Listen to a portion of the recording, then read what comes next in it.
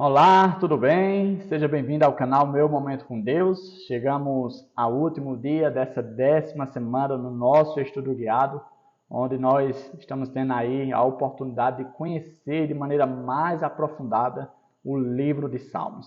Essa semana foi maravilhosa, pois nós estudamos sobre o tema Lições do Passado. E nessa ocasião nós faremos uma pequena recapitulação até chegarmos ao estudo adicional, que é o estudo complementar da sexta-feira. Pois muito bem, você sabe que antes de nós meditarmos no estudo, no estudo da palavra, eu convido você sempre a fechar seus olhos e a orar. E hoje não será diferente. Então vamos orar? Senhor Deus, estás nos céus, obrigado por mais uma oportunidade de meditar na Tua palavra, de termos de Te adorar nessa ocasião. Isso é maravilhoso e faz um bem muito grandioso para cada um de nós. Que nessa ocasião, Teu Santo Bom Espírito nos ensine a Tua palavra, nos mostre o Teu caráter e assim nos dê um vislumbre de quem é o Senhor e quem deve ser o Senhor para cada um de nós. Fica conosco, em nome de Jesus Cristo. Amém. Pois muito bem, como eu já mencionei, o estudo dessa semana, lição 10, estudo guiado 10, tem por tema lições do passado. Nós tivemos aí o verso para memorizar, que se encontra no Salmo 78, verso 3 e 4, que diz assim: O que ouvimos e aprendemos, o que os nossos pais nos contaram, não o encobriremos a seus filhos. Contaremos à geração vindoura os louvores do Senhor e o seu poder e as maravilhas que fez. Quando nós lemos esse verso, a gente consegue separar alguns pontos para a nossa reflexão que são muito importantes. O primeiro é o que ouvimos e aprendemos. Olha que coisa interessante, né?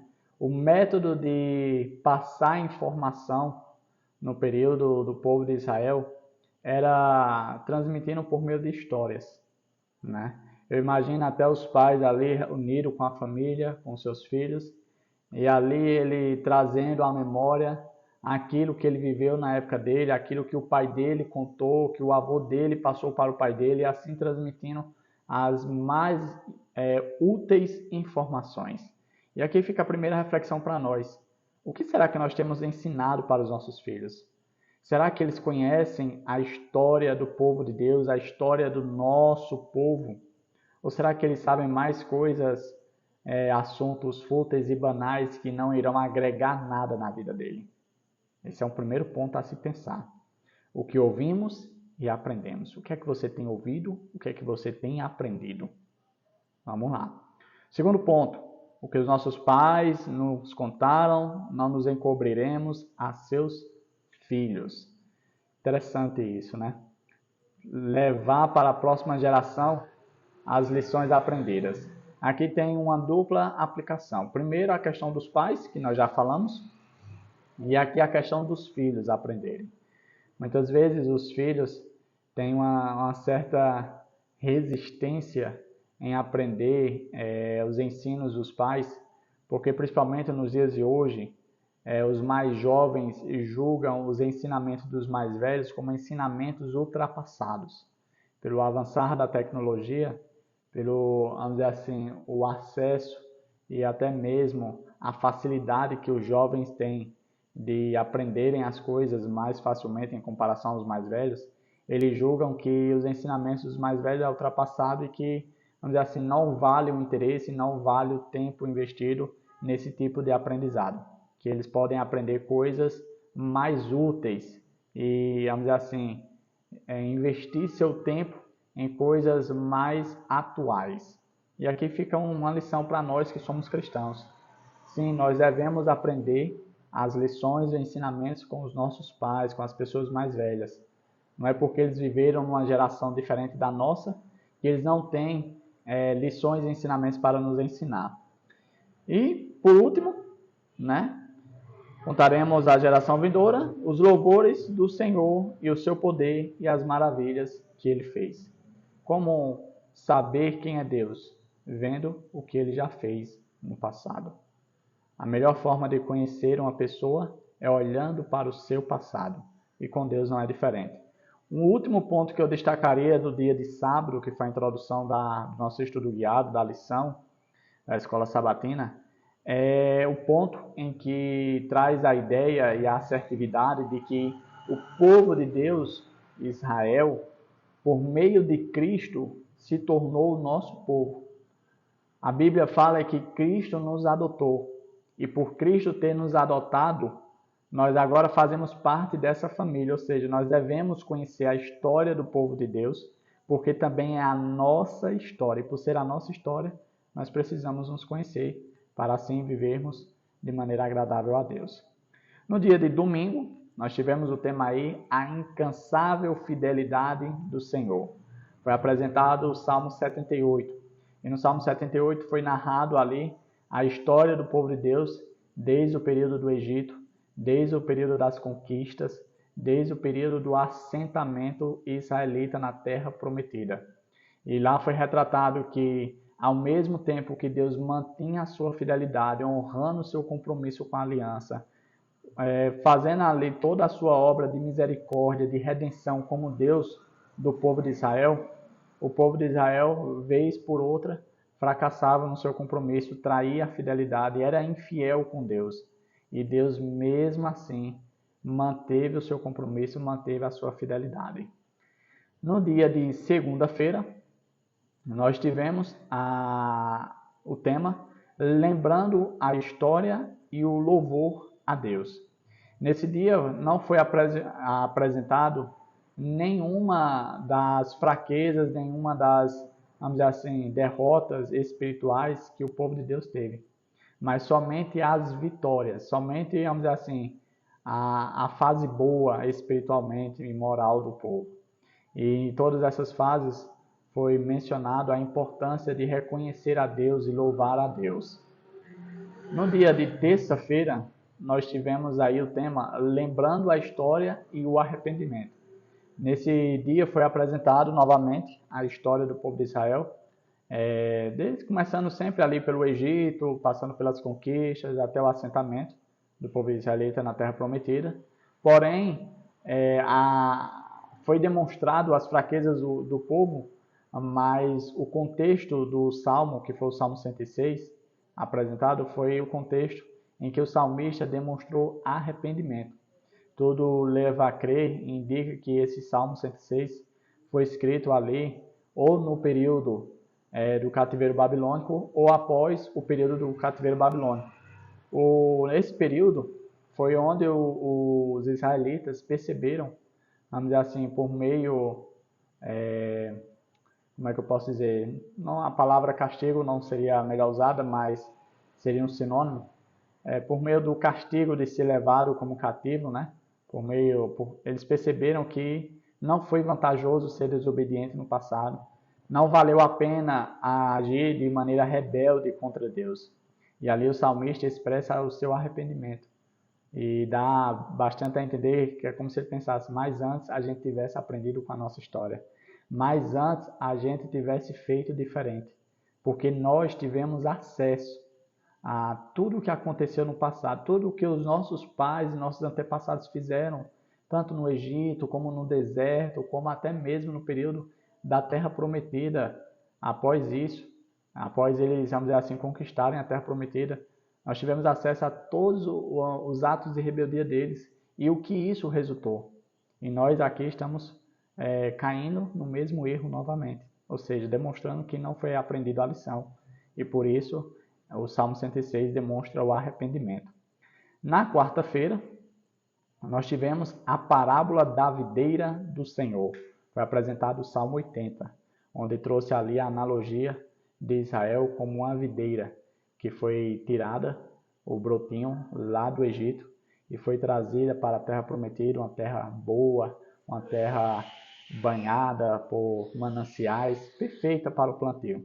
E ali o Senhor plantou a videira e ela se desenvolveu, as suas raízes alcançaram o mais profundo solo, os seus ramos se espalharam pela terra até chegarem às extremidades.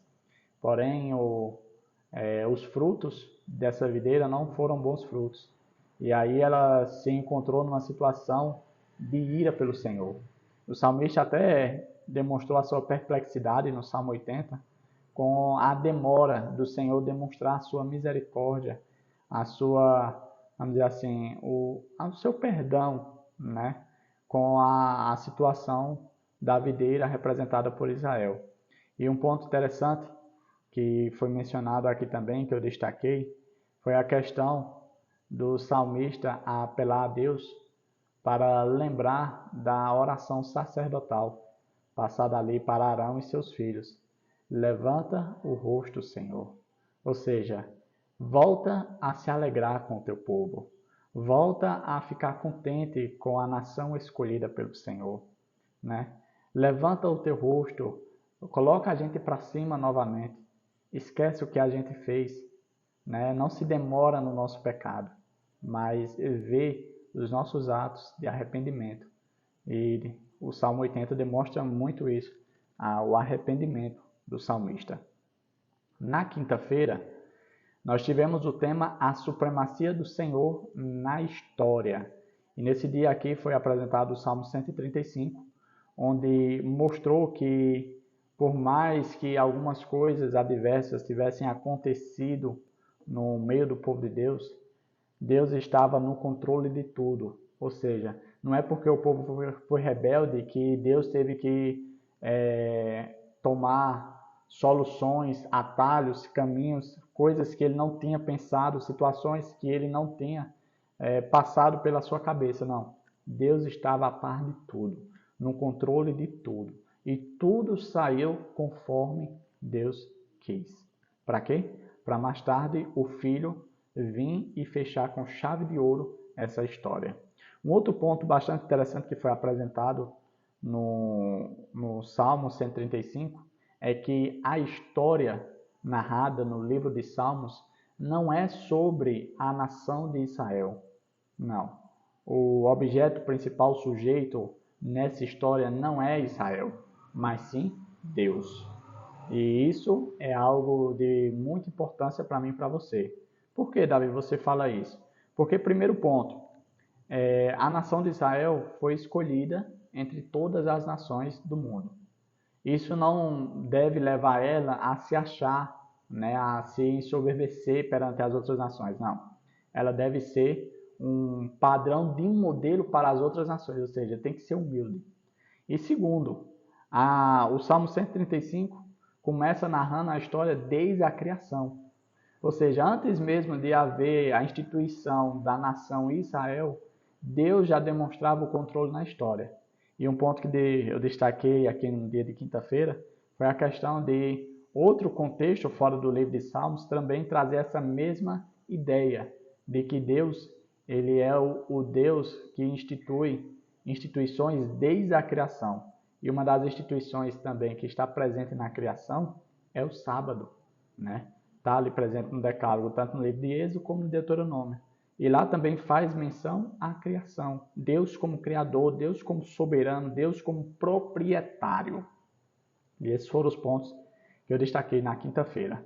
Na sexta-feira, que é o dia de hoje, né, foi apresentado aí não textos de Salmos, mas textos do Novo Testamento, que foi o texto de Atos 7, onde é apresentada ali a defesa do discípulo Estevão, né, do servo de Deus Estevão, onde ele faz uma breve descrição de todo o relato do povo de Deus, começando desde Abraão, né? Se eu não me engano, ele começa desde Abraão, e ali ele vai discorrendo toda a sua defesa e dizendo, olha, Deus, ele sempre esteve com o povo.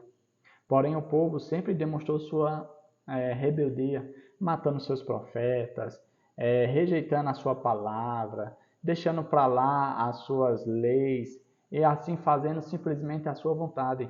E aí ele fala, e no presente não tem sido diferente, vocês mataram o Filho de Deus, vocês traíram a ele. E aí nessa hora o povo, os judeus ali, né, ficaram com muita raiva. A Bíblia até fala que os dentes deles serrilhava de tanto ódio que ele estava das palavras de Estevão. E ali Estevão viu a glória de Deus no céu, foi levado para fora da cidade, foi apedrejado.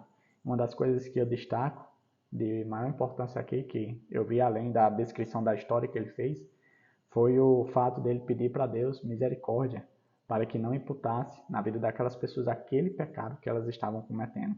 Ou seja, cometendo o mesmo erro do passado, demonstrando que eles não aprenderam nada com a história. E aí o outro texto do Novo Testamento que foi apresentado foi o livro de Hebreus capítulo 11, onde Paulo faz ali a galeria da fé e apresenta desde Abel, ou seja, ele vai mais no início da história. E ali ele vai trazendo até ponto a ponto, apresentando de forma nominal alguns heróis, né, que demonstraram fé a Deus, né? E aí o ponto que eu destaquei aqui no dia de sexta-feira foi o seguinte: os salmos históricos são um testemunho da fidelidade de Deus ao seu povo. Esse é o primeiro ponto que eu e você precisamos ter como base suficiente. Por mais que ele apresente a história do povo, algumas lições a serem aprendidas, alguns pontos que nós devemos melhorar, né, alguns pontos que a gente deve se orgulhar, né, se alegrar com os acertos, mas o ponto crucial é: o personagem principal é Deus e ele demonstrando a sua fidelidade com o povo que ele escolheu. E isso deve ser, vamos dizer assim, um forte alicerce para mim e você também ser fiel à aliança que ele propôs e que ele cumpriu. Um outro ponto que eu destaquei foi: o salmista habilmente apresentou a verdade de que, mesmo a deslealdade do povo, não impediu Deus de se manter fiel ao seu povo e cumprir suas promessas. E aqui ele demonstra o controle da história. Porque se ele não tivesse no controle da história, ele não teria cumprido com as suas promessas. Ah, vocês não honraram o nosso pacto, então fiquem com a vida de vocês, arquem com os prejuízos, com as consequências que vocês escolheram e eu vou viver a minha vida. Eu tentei, né, fiz aliança, fiz promessa, mas vocês não quiseram me dar bola, né? Então, vão viver a vida de vocês para lá que eu vou viver a minha vida para cá. Não, não foi isso. Isso aí demonstraria que ele não estava no controle da história, mas pelo contrário. Ele honrou a sua aliança, a sua parte e cumpriu as suas promessas. E aí demonstra completamente que Deus, além de ser o principal na história, ele também é fiel à sua aliança. O outro ponto, no entanto, os indivíduos e grupos impenitentes foram excluídos das bênçãos da aliança, e seu fim, desprezível, serve de aviso de como a vida sem Deus, ou em oposição a ele, destrói as pessoas. E a prova que nós temos para isso é exatamente a história do nosso povo. Basta a gente olhar para trás. Aquela geração, por exemplo, das pessoas que saíram do Egito, nenhuma delas entraram. Por quê? Porque foram rebeldes. Porque escolheram agir de maneira contrária à vontade de Deus, de maneira que eles mesmos descumpriram aquilo que eles verbalmente tinham dito para Deus, sinalizado que iriam ser fiéis. Dizendo: olha, tudo que o Senhor mandar, a gente vai cumprir e tal. Quando foi no dia seguinte, estava todo mundo desobedecendo. Ou seja, cadê o compromisso que vocês firmaram? Colheram aquilo que plantaram. E aí nós temos a base da história para termos, vamos dizer assim, a lição suficiente para como devemos viver o nosso presente. O outro ponto, os salmos indicam que nada temos a temer com relação ao futuro, a menos que nos esqueçamos da maneira pela qual o Senhor tem nos conduzido e de seus ensinos em nosso passado. Muitas vezes nós, por sermos cristãos, ficamos, de certo modo, atemorizados com o nosso futuro. Eita, nós vamos ser perseguidos, o que é que vai acontecer? Os cristãos vão passar por situação complicada, o povo de Deus vai ser perseguido, como é que vai ser? Eu e você não devemos temer. Por quê? Porque primeiro existe um Deus que está no controle da história. E por nós adorarmos, por nós sermos fiéis a esse Deus, nós não devemos temer nada. Então, por nós termos esse Deus fiel, eu e você não devemos temer. E, por último, penúltimo melhor dizendo, para que o povo de Deus avance sem medo, precisamos conhecer a história. Uma pessoa que não conhece a sua história, ela não conhece o seu futuro, ela não sabe para qual direção deve ir. Por quê? Porque não tem propósito, não sabe qual foi a sua origem, não sabe como foi forjado o seu povo, o que passou, o que já sofreu. para que chegasse a determinado ponto. A Bíblia, e eu acho isso bastante interessante, ela é um dos livros mais antigos e admira o seu grau de preservação, porque no passado houveram pessoas que deram a sua vida por amor à palavra de Deus. Por quê? Porque se identificaram com as histórias dos seus antepassados. E por ter se identificado, tiveram a coragem de ceder até mesmo a própria vida. Por isso a importância de eu e você assimilarmos essa ideia da história, da importância dela e do nosso povo.